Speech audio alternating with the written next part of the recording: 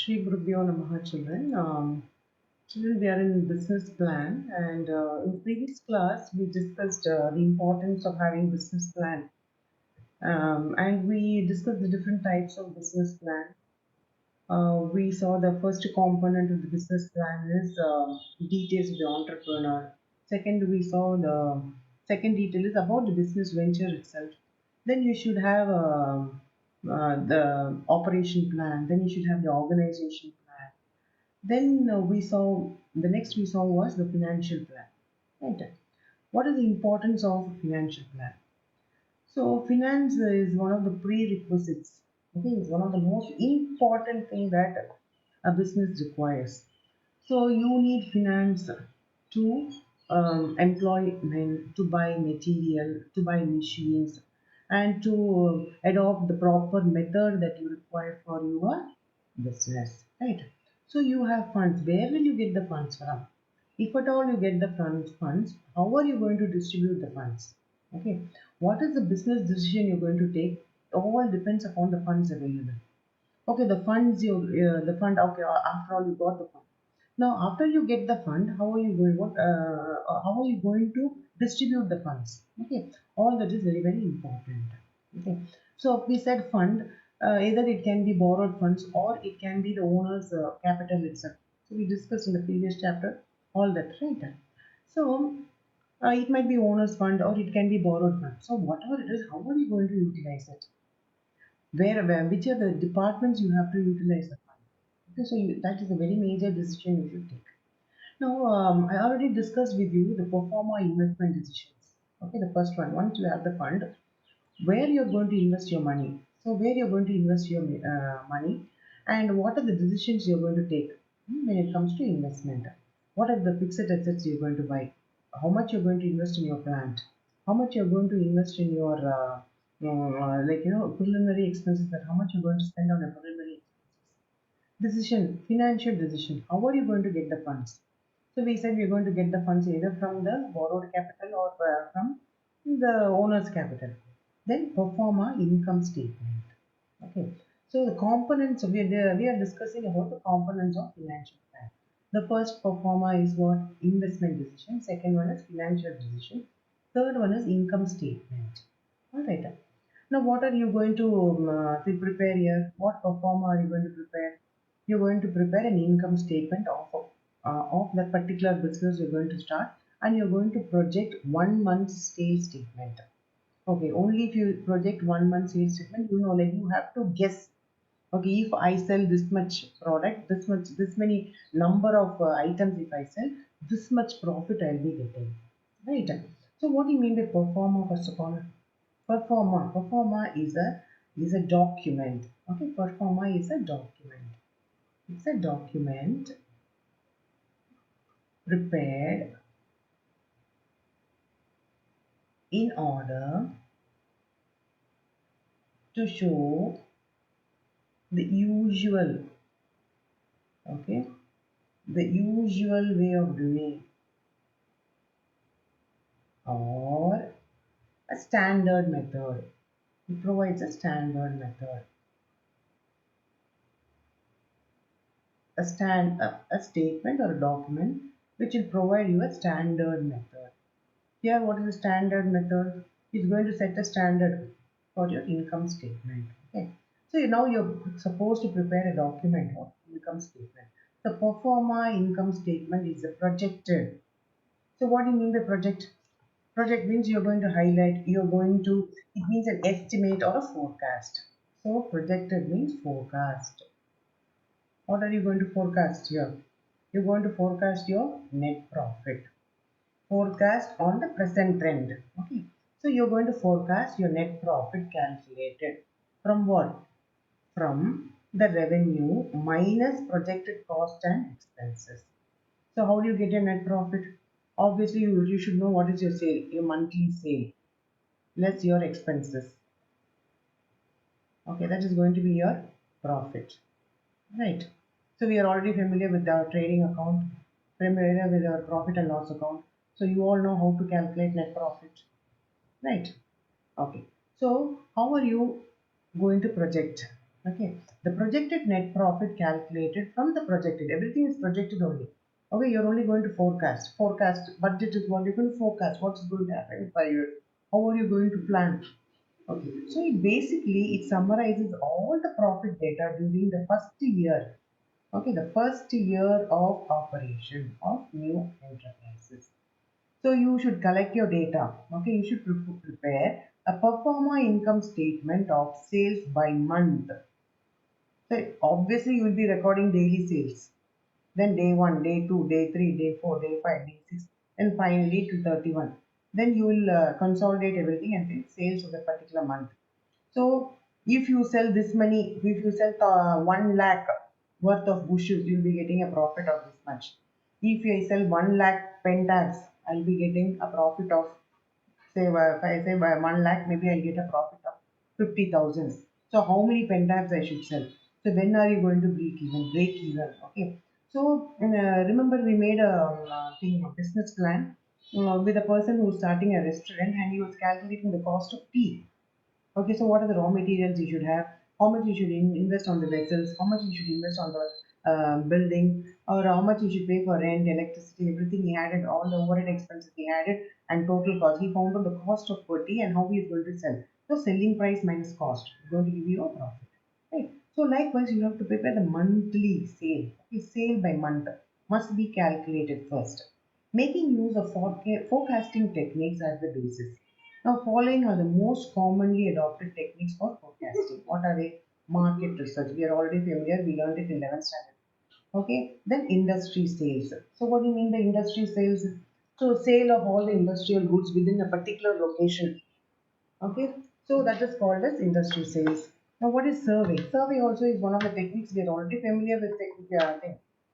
Survey we already learned in 11th standard. And survey of buyer's intention. Now, supposing you're going to launch a new product, definitely you will make a survey. Isn't it? You want to find out whether the product will move. So you will make a survey of whether this product is going to move or not. Hmm. So then survey of buyer's intention. There is another technique, a forecasting technique. Then expert's opinion. You go and approach an expert. Whether if at all I start this business, whether it will move or whether it will not move. Now what are the improvement points? So all that you're going to learn, definitely you'll be asking an expert. Just like that, if you're going to maybe you're going to invest 100 crores, 200 crores in a business. You think just like that you will invest in that thing? Definitely you're not going to invest. So you will go in for a feasibility study, and you will to whom will you go and approach for a feasibility study? Definitely an expert only you're going to approach. All right. So industry sales is nothing but it's an occupation that involves selling various industrial products in business or individuals in a specific area or in a specific territory. So you're going to adopt all these techniques.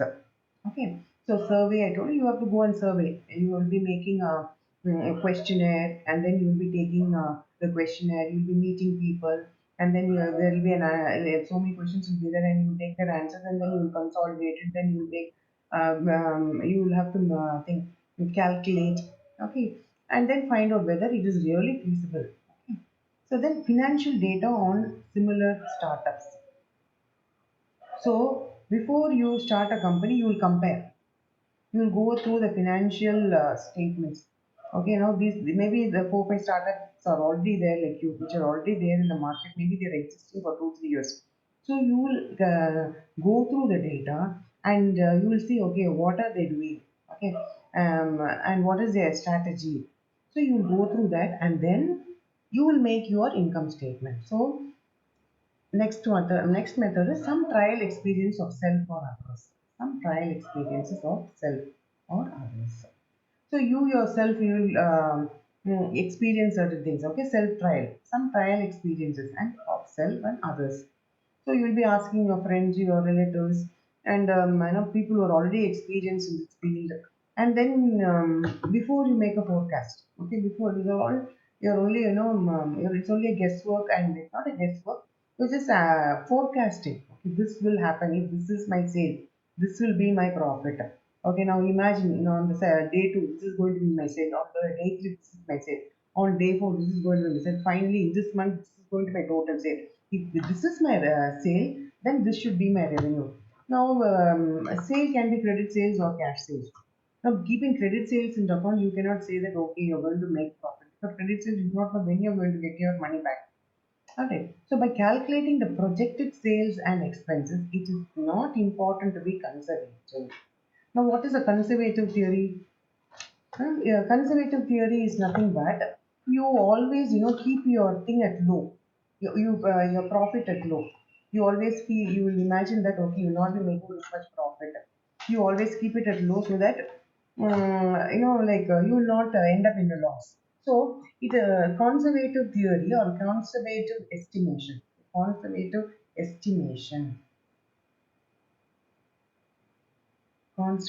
estimation. Okay, it's a guess. A guess. You guess at a low amount. Guess at a low amount. You guess at a low amount, which is probably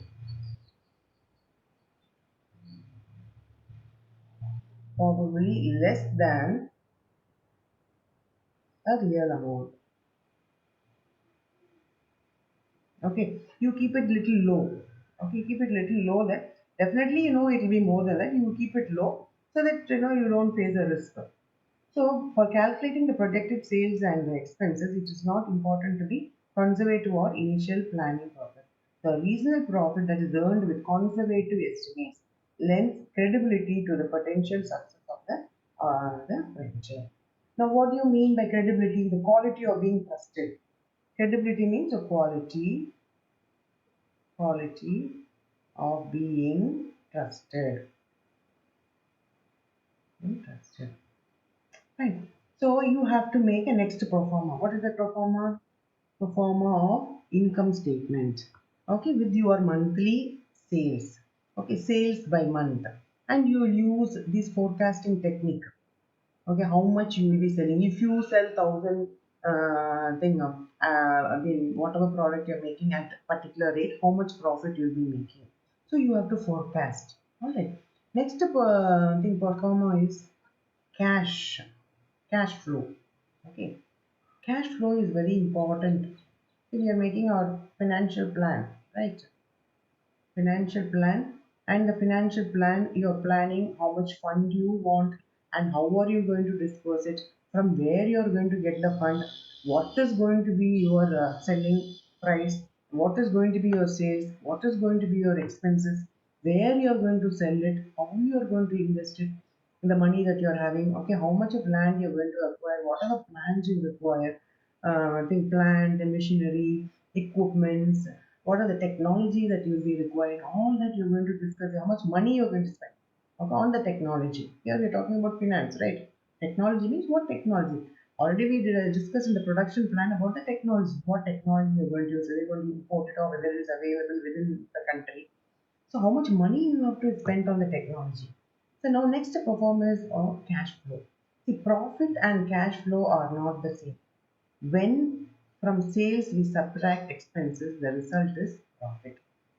And when from cash receipts we subtract, it is cash payments. The resultant figure is cash flow. So profit, how do you get profit? When you sell things, sales minus expense is going to be your profit, right? When your cash inflow minus outflow is what?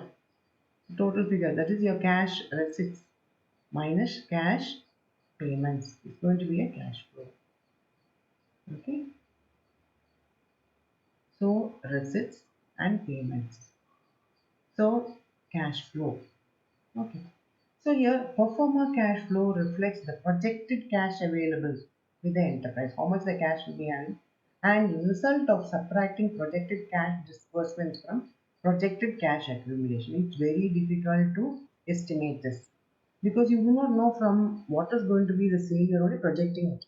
Okay, and if at all you sell, it may not be always cash sales, it might be credit sales with 30 months or 60 months credit. So, cash flows only when actual payments are received or made. So, cash sales. Mere sales which might be on credit will not generate cash. Similarly, all bills are not paid immediately by the enterprises. So, you should have cash sales. Okay, that is your inflow. Okay, so for simplification and internal monitoring of cash flow purposes, many new entrepreneurs prefer simple determination, cashless and cash out. Okay, so giving them the fast indication of cash position. The entrepreneur finds it difficult to project cash flow as determining the exact cash receipt. I told you it's very difficult to calculate the monthly receipts and disbursement. It's not that easy. It's going to be very difficult to find the actual cash in hand. Thus, while working out the cash flows, an entrepreneur normally follows a conservative approach, making some necessary assumptions so that enough fund will be maintained to cover the negative cash flow. So I had already told you what do you mean by conservative approach? See, conservative approach is a risk-free strategy. It is a risk-free strategy. Okay, it's a risk-free strategy of working capital financing. Okay, see a company adopting this strategy maintains a high level current assets and therefore therefore higher working capital. Okay, so the risk associated with the short term financing is abolished to a great extent. Now, big companies, you should have working capital. Working capital is the capital which you require on day-to-day basis. Okay, you'll be requiring money on day-to-day basis because, if for example, imagine you suddenly you're getting the raw materials at a lower price. You're definitely going to invest more on it. Okay, so you should have an alternative resource.